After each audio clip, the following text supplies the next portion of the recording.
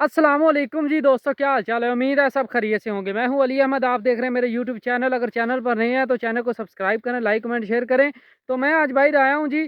तो बाहर आया तो सूरज जो आप वो पूरी अपनी आबोताब से जो है ना वो निकला हुआ है। और माशाल्लाह जो गंदम, क्योंकि अब गंदम की जो ना वो आगे से कटाई होनी है। तुमको तो पता है कि अब माशाल्लाह रमज़ान भी गुजर रहा है।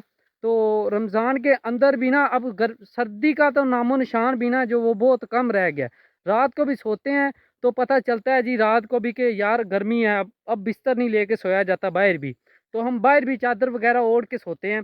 तो आपको बताता चलूँ कि ये बाहर आया हूँ मैं तो बाहर बहुत ही अच्छा मौसम है जी। ठंडी ठंडी हल्की हल्की हवा चल रही है। बंदे का यहाँ पे जी चाहता है कि बंदा यहाँ पे चारपाई ले आए दरख्तों के नीचे और यहाँ पर आकर सोकर लेट कर अपनी नींद पूरी करे, क्योंकि आपको तो पता है रमज़ान चल रहा है और अब कहाँ पे नींद पूरी होती है। तो क्योंकि आज सुबह सैरी करने उठते हैं और उसके बाद नमाज पढ़ी, फजर की नमाज पढ़ने के बाद बंदा घर के काम काज करता है। काम काज करके ज़िम्मेदारों के आपको पता है कि जो काम काज होते हैं सारा दिन फुर्सत ही नहीं मिलती।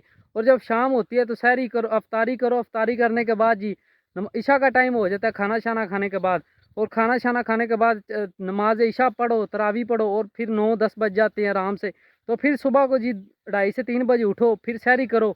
और इसी तरह से जो नींद है वो भी नहीं पूरी हो रही।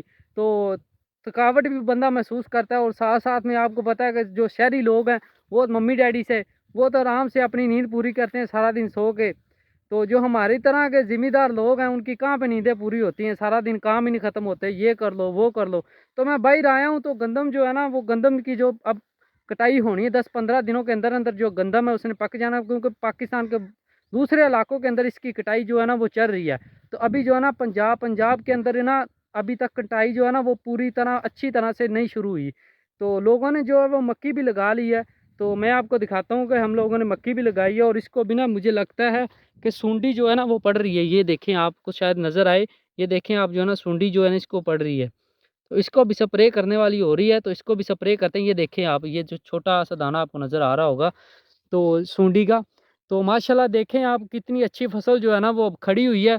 क्योंकि अगर सर्दी होती ना तो ये इतनी अच्छी तरह से इसने ना जो थी ना इसकी कद वो इतना नहीं था बढ़ना।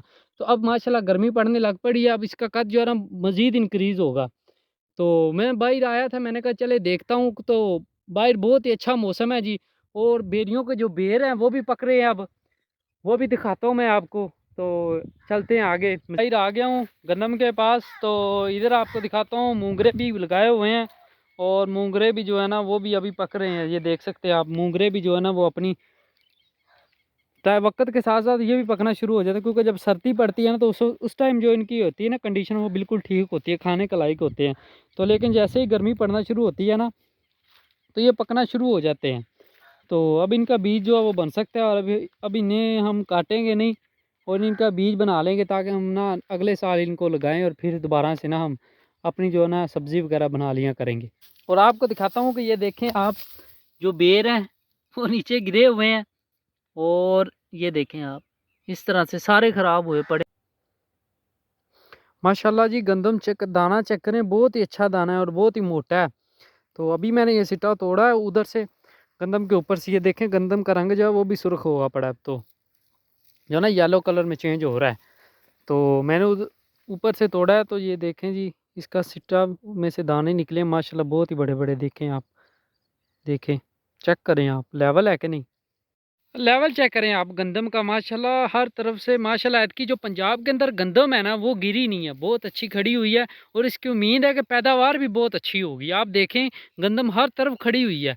तो उम्मीद है इसकी पैदावार बहुत अच्छी होगी। लेकिन अब बताया जा रहा है कि जो इसकी कीमत है ना वो बहुत कम मिलेगी इस दफ़ा, क्योंकि गवर्नमेंट के स्टॉक हुई पड़ी है पहले से गंदम। तो गंदम गवर्नमेंट ने तो ख़रीदनी नहीं है, तो बाहर से भी गंदम कह रहे हैं बहुत ज़्यादा हुई है। तो इस वजह से ना जो इस किसान को रेट मिलना है ना वो बहुत कम मिलना है। तो इस तरह किसान का बहुत जो है ना नुकसान होना है। और आगे भी इसने 14-15 हज़ार की डीएपी डाली है। तो उस हिसाब से देखा जाए तो इतनी इन्होंने फर्टिलाइज़र खादें लगाई हैं और स्प्रे किए हैं, 2-2 पानी लगाए हैं, वो भी पैसे दे के। और अगर इनको फ़ायदा ही ना हो इतना